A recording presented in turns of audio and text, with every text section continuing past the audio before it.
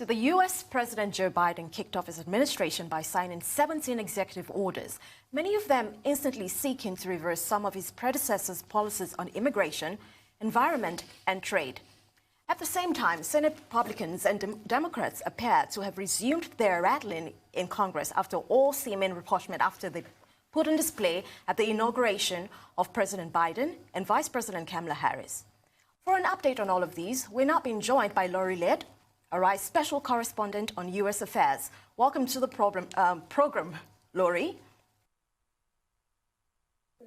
Good morning. Good morning, Laurie. So could you please give us a quick update on the current atmosphere and climate in the United States? Well, I mean, I think you introduced this very, very well. You seem to suggest that wonderful bipartisan sense of cooperation that we saw on Wednesday may be dissipating a little bit, and you wouldn't be wrong to say that. But let's go through it. Things are moving very, very quickly in Washington, and you're right. Joe Biden devoted his first full day in office, the 21st, to coronavirus. He wanted to create the impression that coronavirus is the top of his inbox, that the previous administration did not really have a handle on how to combat coronavirus, left a lot of the legwork on coronavirus up to the states. Joe Biden has made it clear that he wants a national strategy, and to that end, he signed another 10 executive orders on specifically related to coronavirus. Things like a rolling out a vaccination program, things like requisitioning various factory lines to make sure that Americans have a sufficient amount of PPE, masks, and protective equipment.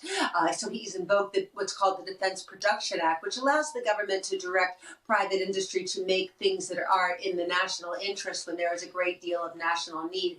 These are all executive orders, and they're designed to show Americans that Joe Biden is putting coronavirus top of the agenda.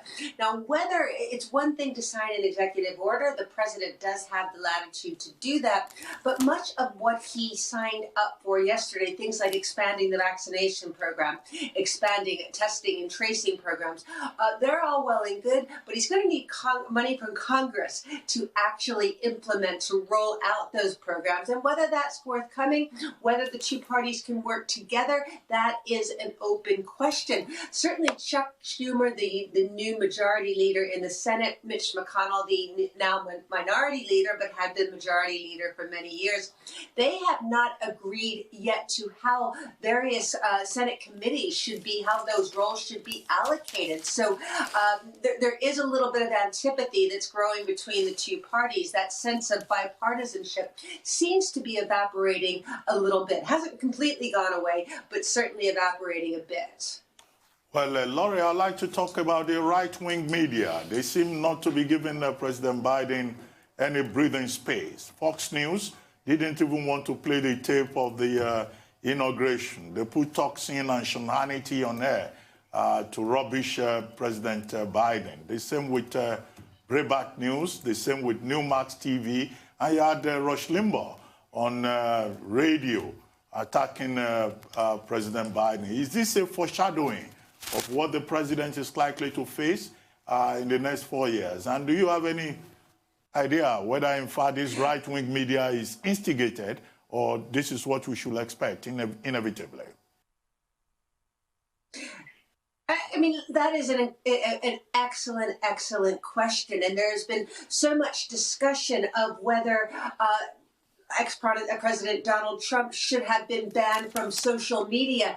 And we've debated so much the role of social media in inflaming tensions on both sides of the partisan divide, particularly amongst the Republican Party. But that debate about social media certainly ignores the role that some of the mainstream media has had in forming opinion. You could argue that Fox News, which is unashamedly right of center, has had as big a role to play in revving up emotions as social media. And certainly that is something that needs to be discussed. And on the other side, we've had the left of center media continuing with its critique of Donald Trump, continuing to harp on some of the mistakes they believe he made in office. And that also feeds into the narrative that right-wing Trump supporters like, which is the left-wing media has been against our man. So media polarization is still with us, without a doubt. And I think you're right to speculate that this will continue to be a divisive factor regardless of what happens on Capitol Hill. Right. Laurie, I just want to focus on, the things that happened yesterday. A lot of executive orders, a lot of push. President Biden used the word particularly, this is like wartime. And he talked about the fact that a lot of people have been lost to the coronavirus more than the Second World War. This is wartime. Anthony Fauci is on board. Everybody's on board. What is it like now? The fight against COVID and other sundry issues. Well, go ahead, Laurie. Well, and you're absolutely right. Joe Biden has certainly tried to frame his battle, his administration's coming battle with coronavirus in wartime sorts of analogies. And this is another way that Joe Biden is trying to be a unifier. We are all in this together. Forget what kind of political disagreements we may have had, but we are united against a common outsider. It's not a European power. It's not another country in this case. It's this foreign, this invader in form of a virus. And that is what he is trying to invoke. But again, I think this comes down to the topic on which we started, which is how can Republicans and Democrats work together? As I mentioned, the vaccination program in the U.S. has not rolled out all that smoothly. Some of that is due to the decentralized nature of healthcare in the U.S., where the states really call the shots.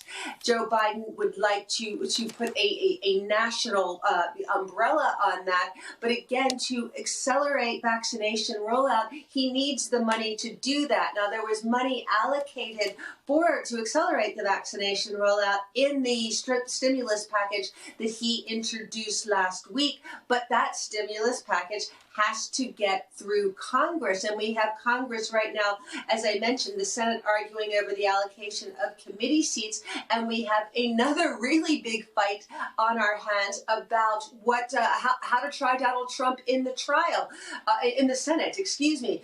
The Republican head of the Senate, Mitch McConnell, said yesterday he'd like to delay a trial until at least February. Can he get the Democrats to agree on that? And I think the biggest question, will impeachment get in the way of the things that Joe Biden, the administration, would like to do on coronavirus?